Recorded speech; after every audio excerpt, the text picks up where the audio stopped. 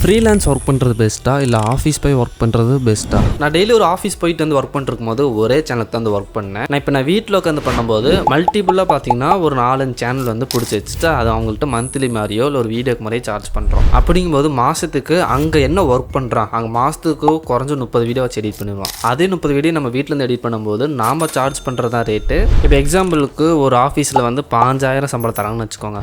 மாதத்துக்கு ஒரு 30 வீடியோ வந்து எடிட் பண்ணுறீங்க, உங்களுக்கு அதே 5000 சம்பளம் தான். சில டைம் பார்த்தீங்கன்னா 30 வீடியோங்க 40 வீடியோ ஆகும். இந்த மாதிரி அப் அண்ட் டவுன்ஸ் பார்த்தீங்கன்னா இருந்துகிட்டே இருக்கும். நம்ம நினச்ச நேரமெல்லாம் ஒர்க் பண்ண முடியாது, அவங்க சொல்கிற டைமுக்கு உள்ளே போயிட்டு வெளியே வரணும். ஆனால் இதில் அப்படி இல்லை. நீங்கள் ஒரு வீடியோக்கு சார்ஜ் பண்ணி மாதத்துக்கு 30 வீடியோ எடிட் பண்ணிங்கன்னா கூட 30,000 ரூபா ஆச்சு. அதே மாதிரி நாம் ஒர்க் பண்ணுற டைம் தான். எனக்கு தெரிஞ்சு வந்து 1 டே முழுக்க ப்ராசஸ் பண்ணலாம் ஒர்க் பண்ண மாட்டோம். மிஞ்சி பண்ண ஒரு ½ டே ஒர்க் பண்ணுவோம் ஒரு வீடியோக்கு. ஸோ 30 வீடியோங்கிறது 60 வீடியோவும் கூட மாறலாம். இதில் இன்னொரு விஷயம் என்னம்னா, இதில் உங்களுக்கு வந்து கிளைண்ட் வந்தால் தான் அமௌண்ட்டு. சில டைம் கிளைண்ட் வரலைன்னா வராது. ஆஃபீஸில் அப்படி இல்லை, வேலை இருந்தாலும் இல்லைனாலும் உங்களுக்கு சேலரி இருந்து போட்டுருவாங்க.